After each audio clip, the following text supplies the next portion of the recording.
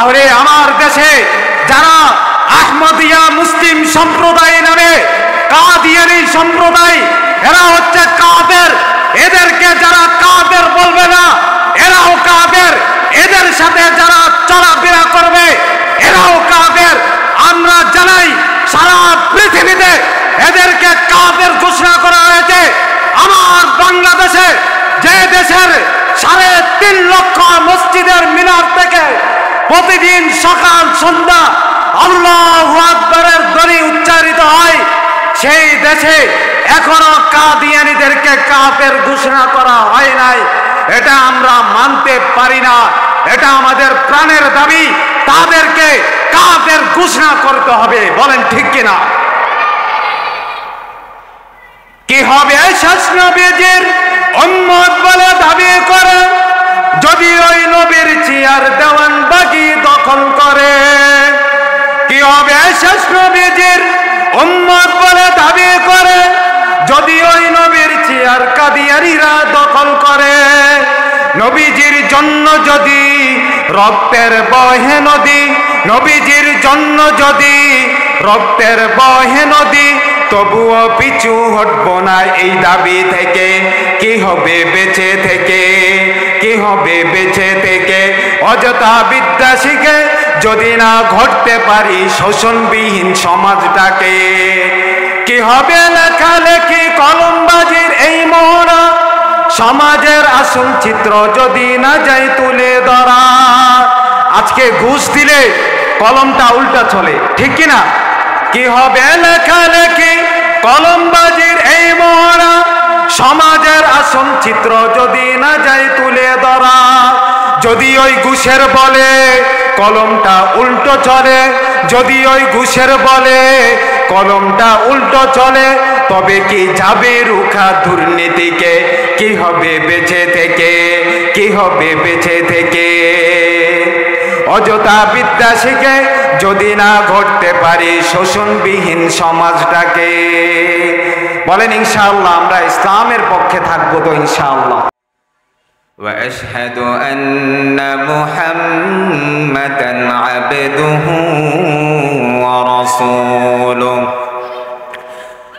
الذي أرسله الله تعالى بالحق بشيرًا ونذيرًا وداعيًا إلى الله بإذنه وسراجًا منيرًا. أما بعد فأعوذ بالله من الشيطان الرجيم. بسم الله الرحمن الرحيم. الحمد لله رب العالمين الرحمن الرحيم مالك يوم الدين. إياك نعبد وإياك نستعين. اهدنا الصراط المستقيم صراط الذين أنعمت عليهم غير المغضوب عليهم ولا الضالين.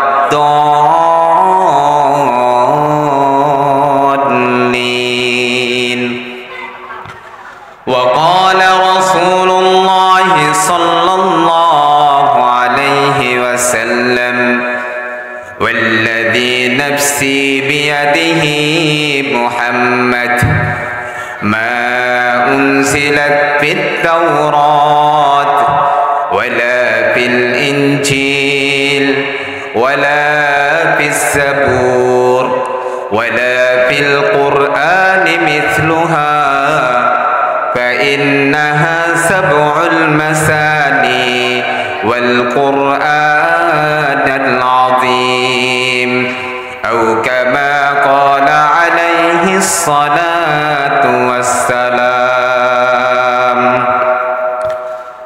الحمد لمن قدر شيئا وقبلا الحمد لمن قدر شيئا وقبلا والشكر لمن صور حسنا وجمالا والشكر لمن صور حسنا وجمالا فرد صمد عن صفة الخلق بريء فرد صمد عن صفة الخلق بريء رب أزلي خلق الخلق كمالا رب أزلي خلق الخلق كمالا الحمد لله মহান রব্বুল আলামিনের দরবারে অসংখ্য গণিত শুকরিয়া আদায় করেছি যে মহান রব্বুল আলামিন আমাদের সকলকে ভালোবেসে মহাব্বত করে পৃথিবীর মাঝে একটি জান্নাতের বাগান মাদ্রাসায়ে নূরে মদিনা হাফেজ ছাত্রদের পাগড়ি প্রদান উপলক্ষে এক বিশাল ওয়াজ দোয়ার মাহফিলে আজকের মাহফিলে প্রধান অতিথি হযরত মাওলানা মুফতি আব্দুল মুমিন সাহেব প্রধান বক্তা হযরত মাওলানা মুফতি হাবিবুল্লাহ সাহেব আরো হযরত উলামায়ে কেরাম মঞ্চে উপস্থিত হযরত উলামায়ে কেরাম আমার সামনে উপস্থিত আগামী জাতির ভবিষ্যৎ কাণ্ডারি তলাবায়ে ইলম ও মুরব্বিয়ানে আযম আল্লাহ তাআলা আমাদেরকে ভালোবেসেছেন বিদায় এমন একটি মুহূর্তে মজলিসে আসার বসার তৌফিক দান করেছেন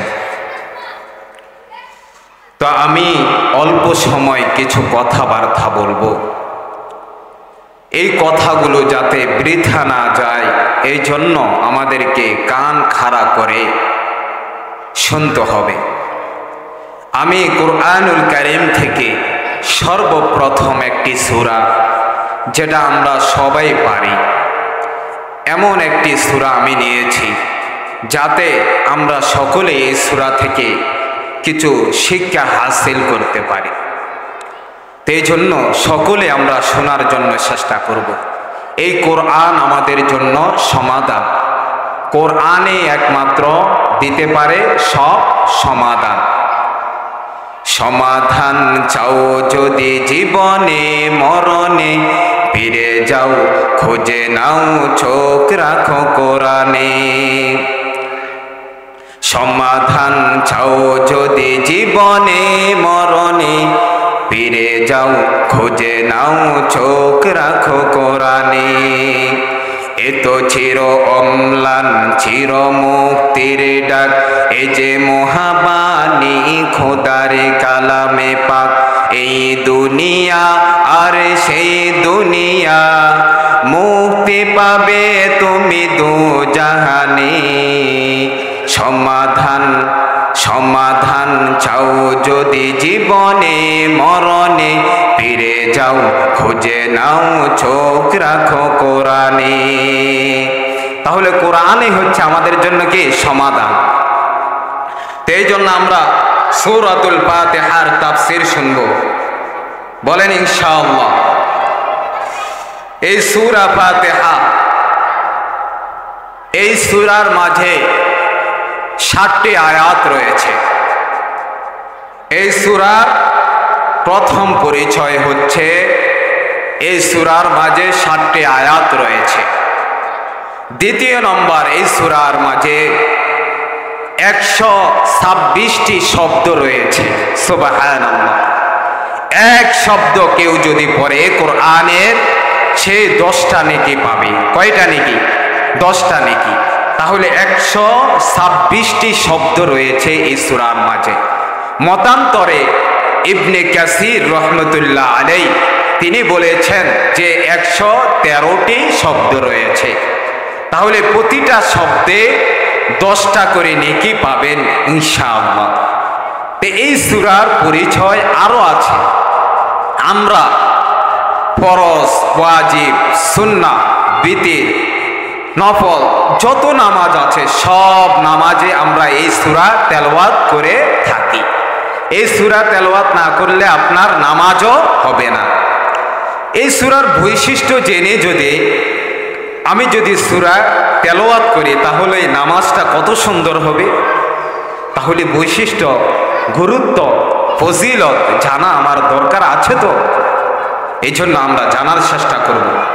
আমার ভাইরা, এই সূরার আরেকটা পরিচয় হচ্ছে, এই সূরার প্রথম শব্দ হচ্ছে আলহামদুলিল্লাহ। জান্নাতীদের প্রথম বাক্য হবে আলহামদুলিল্লাহ।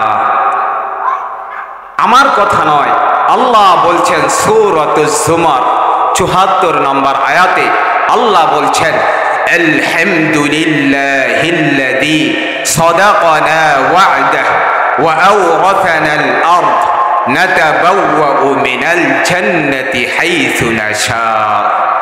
তাহলে জান্নাতীদের প্রথম বাক্য হবে কি? আলহামদুলিল্লাহ।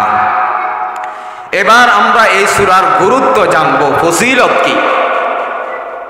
এই সূরার ফজিলত যদি জানতে হয়, তিরমিজি শরীফের 3015 নম্বর হাদিসে আল্লাহর রাসূল জনাবে মুহাম্মদ সাল্লাল্লাহু আলাইহি ওয়াসাল্লাম তিনি তার সাহাবী উবাই ইবনে কাবকে বললেন, ও উবাই ইবনে কাব, তুহিব্বু আন উআল্লিমাকা সূরাতান, আমি কি তোমাকে এমন একটি প্রিয় সূরা আমি তোমাকে শিক্ষা দিব না যেই সূরাটি লাম ইয়ানজিল ফিত তাওরাত, যেই সূরাটি তাওরাতে অবতীর্ণ হয় নাই, ওয়ালা ফিল ইনজিল, ইনজিলও নাই, ওয়ালা ফিস জাবুর, জাবুরও নাই, ওয়ালা ফিল কুরআন মিসলুহা, কোরআনও এই সূরার মতো আর একটি সূরাও নাই, এমন একটি সূরা কি আমি তোমাকে শিক্ষা দিব না?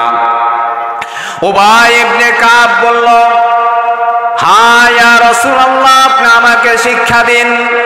এবার আল্লাহর রাসূল বলল, ও উবাই ইবনে কাব, শোনো, তুমি নামাজে কোন সূরা পাঠ করো?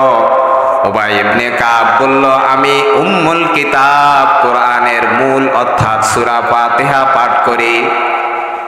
এবার আল্লাহর রাসূল বলল, ও উবাই ইবনে কাব, শোনো, ওয়াল্লাযী নাফসি বিয়াদিহি, ওই সত্তার শপথ যার হাতে আমার প্রাণ, মা উনজিলাত ফিত তাওরাত, এমন একটি সূরা আমি তোমাকে শিক্ষা দিব যা তাওরাতও নাই, ওয়ালা ফিল ইনজিল, ইনজিলও নাই, ওয়ালা ফিস জাবুর, জাবুরও নাই, ওয়ালা ফিল কুরআনি মিসলুহা, কোরআনও এমন একটি সূরা নাই, ইন্নাহা সাবুল মাসানি ওয়াল কুরআনাল আযীম, বরং এই সূরাটা হচ্ছে সাবআ মাসানি মানে 7 আয়াত বিশিষ্ট একটি সূরা এবং সম্মানিত কোরআন অর্থাৎ সূরাতুল ফাতিহা। তাহলে আমরা বুঝতে পারলাম সূরা ফাতিহার অনেক নাম। সূরা ফাতিহার প্রায় 55টার বেশি নাম রয়েছে। হাদিসের মাঝে এক জায়গায় উম্মুল কিতাব, এক জায়গায় উম্মুশ শিফা, এক জায়গায় সাবআ মাসানি, এক জায়গায় কোরআনুল মাজিদ, এভাবে শব্দ চয়ন করেছেন। এর দ্বারা বোঝা যাচ্ছে এই সূরা ফাতিহার অনেক গুরুত্ব রয়েছে, যার কারণেই তো প্রত্যেক নামাজে আমাদেরকে এই সূরা ফাতিহা পড়তে হয়। আমার ভাইয়েরা, মুসলমান বন্ধুরা আমার, সূরা ফাতিহার গুরুত্ব যদি আমরা বুঝতে চাই, আরেকটা হাদিস আমরা শুনব। বুখারী শরীফের 5007 নম্বর হাদিসে হযরত আবু সাঈদ খুদরি রাদিয়াল্লাহু তাআলা আনহু তিনি একটা ঘটনা বর্ণনা করেছেন। তিনি বলেন, একবার সাহাবায়ে কেরাম সফরে গেলেন। সফরে যাওয়ার পরে হঠাৎ মাঝে পথে একটা গ্রামে তারা অবস্থান করল। যে গ্রামের অধিবাসীদের নিকট সাহাবাই কেরাম খাবার চাইলে ওই গ্রামের অধিবাসীরা সাহাবাই কেরামকে খাবার দিল না। এবার সাহাবাই কেরাম ক্ষুধার যন্ত্রণায় সকলে বসে আছে। হঠাৎ করে গ্রাম থেকে একজন মেয়ে দৌড়ে আসলো আর বলল, ও মুসাফিররা শোনো, তোমাদের কাছে কি এমন কোনো ওষুধ আছে কিনা যে ওষুধ আমার আব্বুকে সুস্থ করে দেবে? আমার আব্বু আজকে দীর্ঘদিন ধরে অসুস্থ। আমার আব্বুকে সাপে বিষাক্ত করেছে, যার কারণে সে এখন তাকে যত ধরনের চিকিৎসা করিয়েছে সে এখনো সুস্থ হয় নাই। তোমাদের কাছে কি কোনো ওষুধ আছে কিনা যা আমার বাবাকে সুস্থ করবে? সাহাবাই কারাম এক সাহাবী উঠে বলল, হ্যাঁ আমার কাছে শিফার ওষুধ আছে। হ্যাঁ, শর্ত আছে, তোমরা আমাদেরকে খাবার দিতে হবে। যদি এই শর্ত দাও, এই শর্ত মানো, তাহলে আমরা তোমার বাবাকে সুস্থ করার জন্য চেষ্টা করব ইনশাআল্লাহ। এবার মেয়েটি বলল, আমার বাবাকে আগে সুস্থ করো, আমি তোমাদেরকে সব দিতে প্রস্তুত হয়ে যাব। এবার সবাই গেল। যাওয়ার পরে সাহাবায়ে কেরাম সূরা ফাতিহা পড়ে ওই লোকটাকে যখন ফু দিল, সাথে সাথে লোকটা সুস্থ হয়ে দাঁড়িয়ে গেল। সুবহানাল্লাহ। আমার ভাইরা, এরপরে ওই লোকটি ওই সাহাবায়ে কেরামদেরকে প্রায় ওই যুগে 40টা বকরি দান করেছে।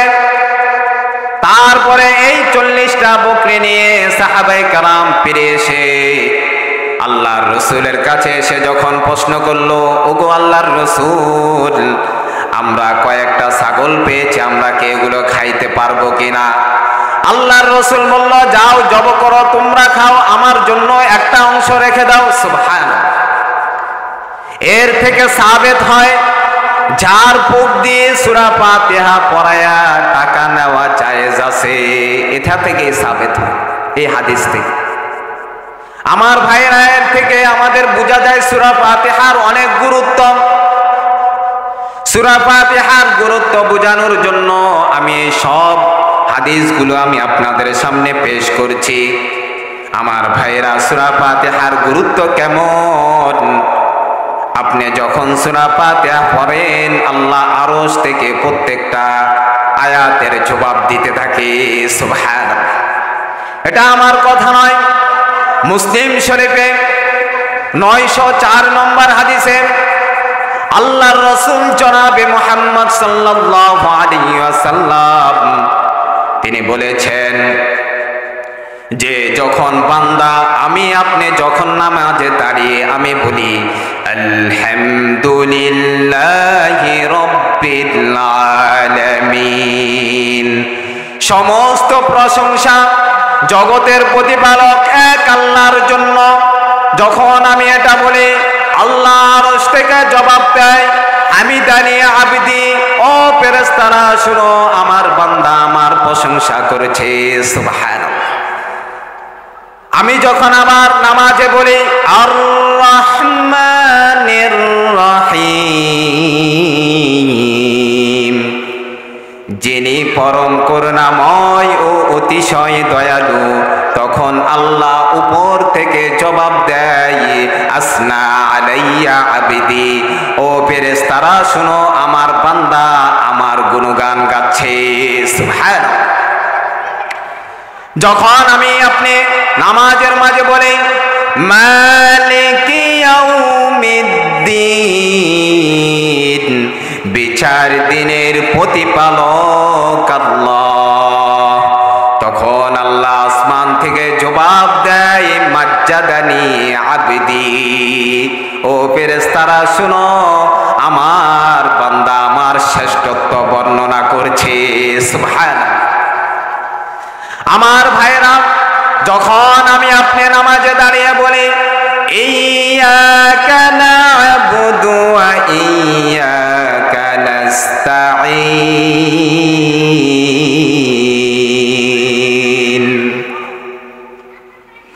আমি আপনারে ইবাদত করি এবং আপনার নিকট সাহায্য প্রার্থনা করি।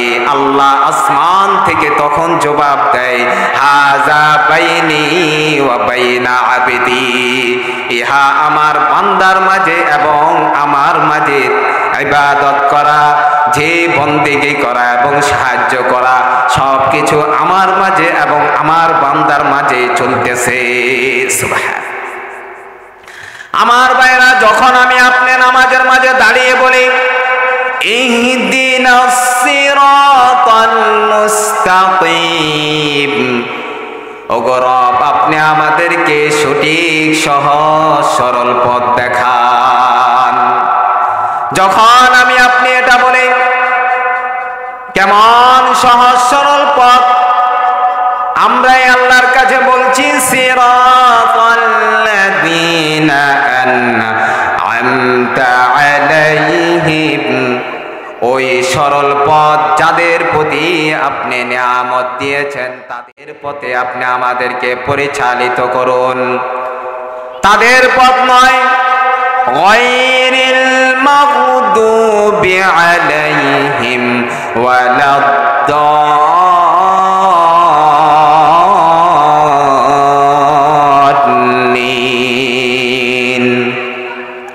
তাদের পথ নয় যাদের প্রতি আপনি রাগান্বিত হয়েছেন, যাদের প্রতি আপনি ক্রোধান্বিত হয়েছেন, যাদের প্রতি আপনি গজব নাজিল করেছেন, যারা পথভ্রষ্ট হয়েছে তাদের পথে আপনি আমাদেরকে পরিচালিত করেন না ওগো রব।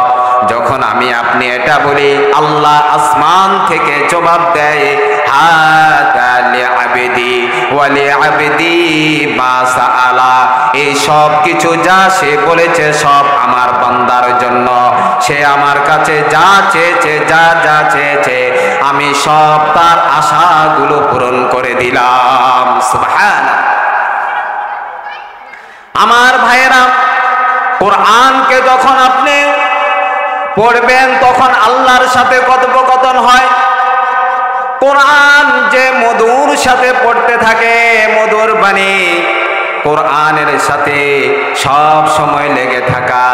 কোরআনকে আপনি যখন যেটার জন্য বলবেন কোরআন সেটার পথ দেখায়া দিবে।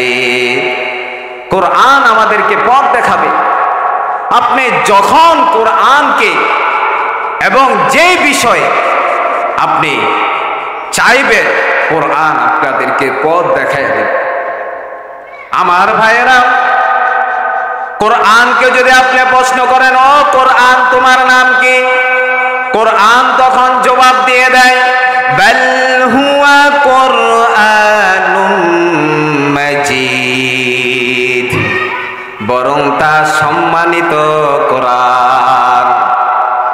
এবার আমি যদি কোরআনকে প্রশ্ন করি, ও কোরআন তুমি দুনিয়াতে আসার আগে কোথায় ছিলে, কোরআন তখন আমাকে আপনাকে জবাব দিয়ে দেয়, ফি লাওহিম মাহফুজ, বরং আমি লৌহে মাহফুজে সংরক্ষিত অবস্থায় ছিলাম। কোরআনকে যদি আপনি প্রশ্ন করেন, ও কোরআন তুমি পৃথিবীতে এসেছ, কার পক্ষ থেকে এসেছ, পৃথিবীতে তোমাকে কার পক্ষ থেকে পাঠানো হয়েছে, তখন কোরআন জবাব দেয়, তানজিলুম মির রাব্বিল আলামিন। কোরআন তখন জবাব দেয় যে আমি রব্বুল আলামিন থেকে নাজিল হয়েছি। আমি যখন কোরআনকে বলবো, কোরআন তুমি কার মাধ্যমে নাজিল হয়েছ, কোরআন তখন জবাব দিয়ে দেয়, নাযালা বিহির রূহুল আমিন, আমি সম্মানিত ফেরেশতা রূহুল কুদুস জিবরাইল আলাইহিস সালামের মাধ্যমে আমি নাজিল হয়েছি।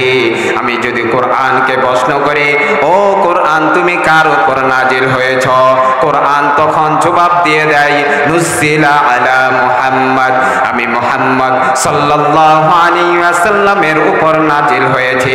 আমি যদি কোরআনকে প্রশ্ন করি, ও কোরআন তুমি কোন ভাষায় নাজিল হয়েছ, কোরআন তখন আমাকে আপনাকে জবাব দিয়ে দেয়, বিলিসানিন আরাবিয়্যিম মুবিন, আমি আরবি ভাষায় নাজিল হয়েছি। কোরআনকে যদি আমি প্রশ্ন করি, ও কোরআন তুমি কেন নাজিল হয়েছ, কোরআন তখন আমাকে আপনাকে জবাব দিয়ে দেয়, হুদাল লিল মুত্তাকিন, বরং আমি মুত্তাকিদের জন্য পথ প্রদর্শক স্বরূপ আমি দুনিয়াতে নাজিল হয়েছি। তাহলে মুত্তাকি কারা? মুত্তাকি হচ্ছে যারা আল্লাহকে ভয় করে। যে কোনো সময় যে কোনো কাজ করব, তখন আমার আর আপনার ভিতরে আসে যে আমার আল্লাহ আমাকে দেখছে কিনা, আমার রব আমাকে দেখছে কিনা, আমি যে অনুযায়ী কাজ করছি সেটা কি হচ্ছে কিনা, আমার কাজটা কি আল্লাহর রসুলের আদর্শ অনুযায়ী হচ্ছে কিনা। এই জন্য আমি আপনি সব সময় ভীতসন্ত্র অবস্থায় থাকি। এটা হচ্ছে মুত্তাকির পরিচয়। আমার ভাইরা, এই আল্লাহর ভয় আমাদের ভিতরে থাকতে হবে, আল্লাহর ভয় আমাদের ভিতরে থাকতে হবে। আল্লাহর ভয় যদি আমাদের ভিতরে না থাকে, কখনো আমরা আল্লাহর প্রিয় হতে পারবো না। এই জন্য সব সময় আমরা আল্লাহকে ভয় করব, আল্লাহর হুকুম অনুযায়ী চলবো, আল্লাহর দ্বীন অনুযায়ী চলার জন্য চেষ্টা করব। আমরা সর্বক্ষেত্রে আল্লাহকে ভয় করব। শুধু মসজিদ নয়, শুধু মাদ্রাসা নয়, শুধু খানকায় নয়, সব জায়গায় আল্লাহকে ভয় করতে হবে। আপনার সামাজিক উন্নয়নে, রাষ্ট্রীয় উন্নয়নে, প্রতিটা সেক্টরে ইসলামকে আপনার আমার মাঝে ফুটে তুলতে হবে।